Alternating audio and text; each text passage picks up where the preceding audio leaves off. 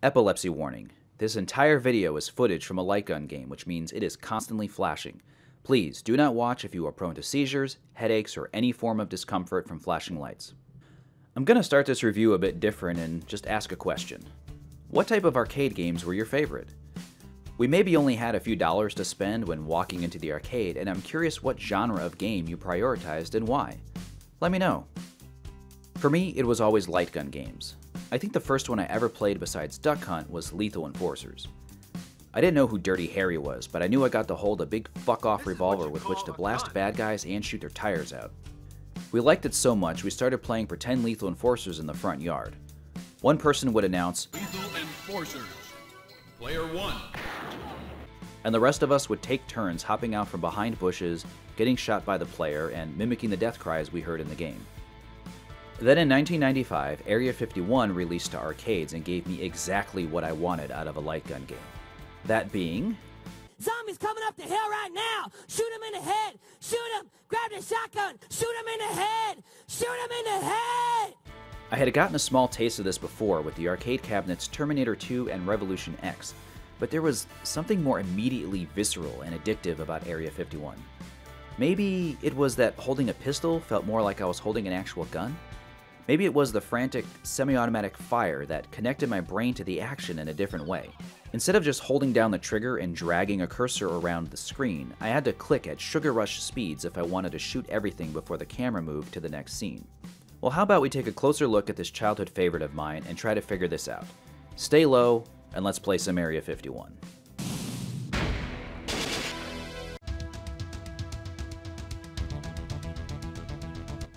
So that transition you just saw, while that was fun to make, it took several hours to do it.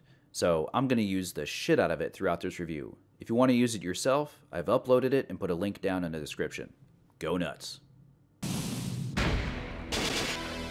When playing for this review, I would have preferred to play on my CRT, but it's in need of repairs.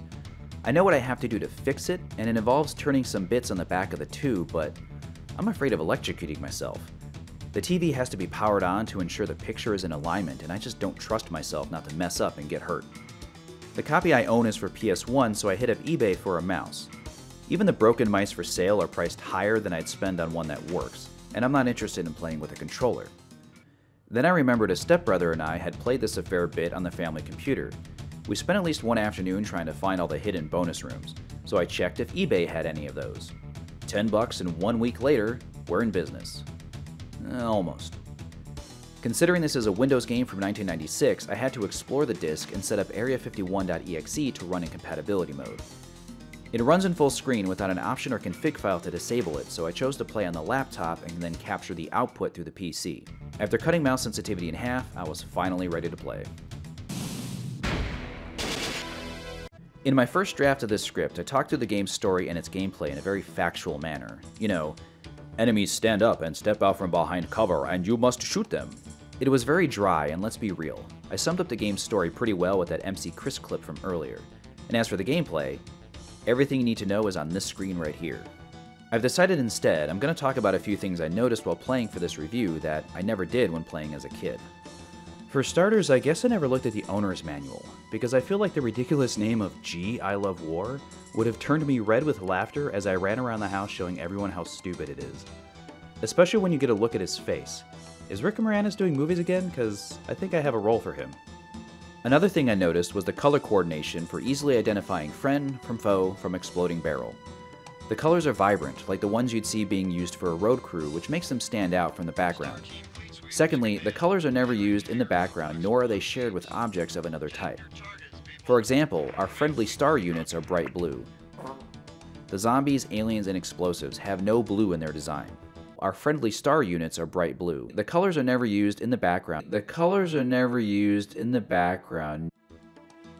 Contrast this with Lethal Enforcers, where part of the challenge is the fact that enemies and civilians are all wearing normal clothes in a muted, real-world setting.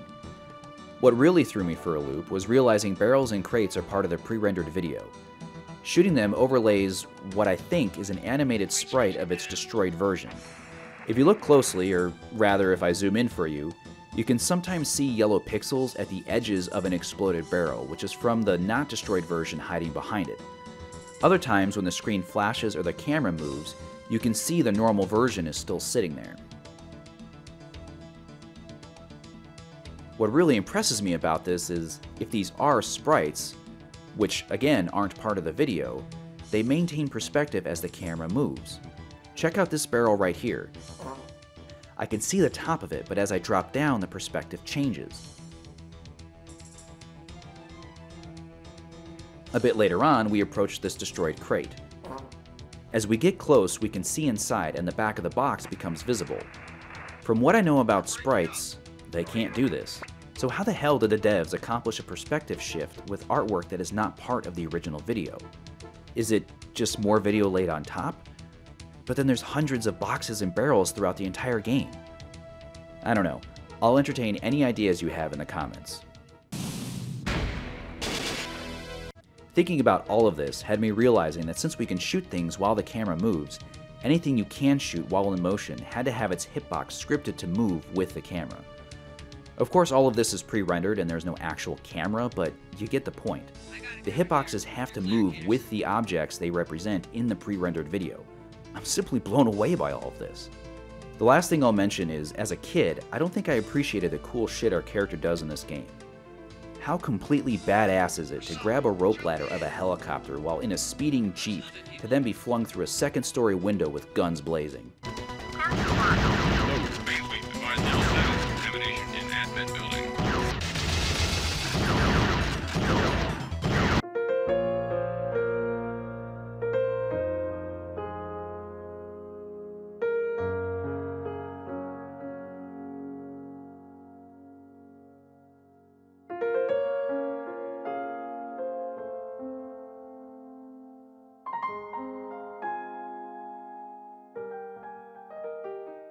As mentioned, I've been playing the Windows version of the game, and truth be told, I didn't have the patience to beat it. The game isn't any harder than the arcade, although there is one major difference that makes it tricky to play all the way through. For those of you who don't know or don't remember, when running out of lives in the arcade, it prompts you to continue and initiates a countdown timer. To keep playing, you have to quickly fish a quarter out of your pocket, drop it into the machine, fish it out of the coin return because the stupid machine thought it was a fake coin, drop it in again, and finally slap start so you can keep playing. If you're ready to stop and would like to enter your high score, you can point your gun off screen and pull the trigger repeatedly to make the countdown go faster. On the PC version, you have a set number of credits and lives based on what you've chosen in the options menu. When your lives run out, you have to slap enter on the keyboard to use one of your credits and keep playing. Pulling the trigger, or in this case clicking the mouse even just one time, completely skips the continue countdown and ends the game. The only thing you are ever doing in this game is clicking your mouse to shoot things. The chances are extremely likely that when you lose your last life, you'd also be clicking to try and kill something. This whole skip happens even faster when you've got one of those automatic fire power-ups and you're just holding the button down. Essentially what I had to do was play very conservatively by trying my best to shoot only when I was certain my crosshair was on an enemy. In my opinion, this is not how Area 51 is meant to be played. Anyway, playing like this went out the window at the game's frantic climax when I was forced to battle a spaceship and an insane buttload of aliens teleporting in. It was really disheartening to be so close to the end only to get hit and kicked out to the initial screen. At this point, I looked into emulating the arcade game. Switching to the arcade game felt like I was let off the leash. Finally, I was able to click on everything with reckless abandon. I've never been hooked on a cookie clicker game, but I imagine this is what it feels like. The mantra for designing Area 51 seemed to be, make sure the player always has something to shoot, and reward them for doing so. Aliens don't wince and fade away when shot, but instead explode into a cloud of blood where, if I slow down the footage, I swear their flesh is burning off their bones. Very few screens in this game are without copious amounts of explosive stuff that take out any zombie nearby. Every window and light can be shattered, and none of it provides any tactical value. You do it just because it's fun. If you let yourself fall into the heart-racing rapture of shooting everything in sight, you just might stumble into one of the game's bonus rooms. My favorite is this one, appropriately named Headquarters. Seeing as this released a year before Duke 3D, I wonder if 3D Realms played this in the arcade and had any inspiration. If you're someone looking for the challenge of beating a light gun game on a single credit, it's imperative you discover the Chow Palace bonus room and stock up on grenades. Having a cache of these to draw from during the game's finale is the only way to focus on shooting the ship and not the chronomorphs. The rest of the bonus rooms are just for points or ogling the actress who portrays your star ally, Lieutenant Savage Snow. The most gratuitous being this one, where she looks about 110% done with this shit of having to be filmed in her underwear for an arcade game. I'm not sure how I never heard of this secret as a kid. Stuff like this would have a schoolyard of boys crowding your arcade after school. Turns out bonus rooms are the only Easter eggs this game has. Did you ever notice the 3 star soldiers in the opening shot of the game are all the same actor? This isn't an Easter egg at all, but I had no idea where I was going to mention it in this review, and I don't know, I really wanted to. This one I kind of spoiled earlier. The hangar you fight through is Hangar 18. Technically it should be in Ohio, but it's synonymous with the alleged events at Roswell, so of course they included it. When fighting through the admin building, our character kicks open the office doors of Mike Dibman Halley, or Hawley, and General R. Weatherby. Mike Halley, or Hawley, is credited as a designer for the Atari CoinOps team, and Robert Weatherby is the concept and game designer at Mesa Logic, the same company that developed Area 51 and whose name is seen on truck trailers throughout the game.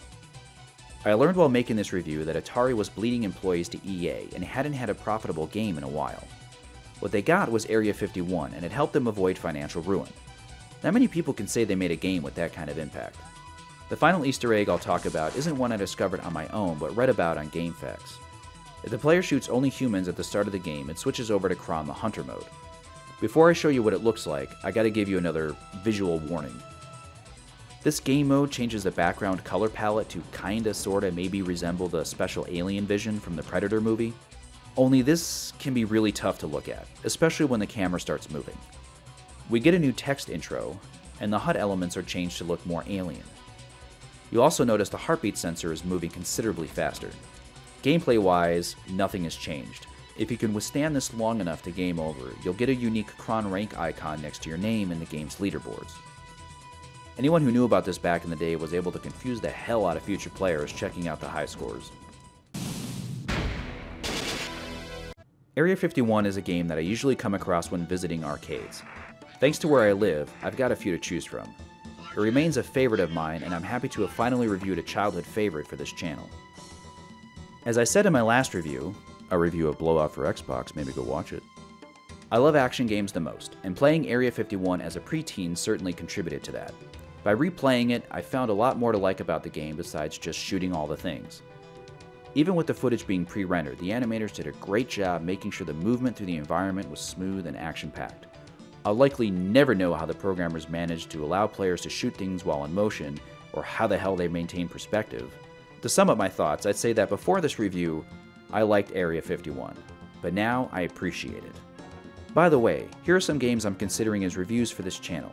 Let me know if there's any you'd like me to get to first. Thanks for watching.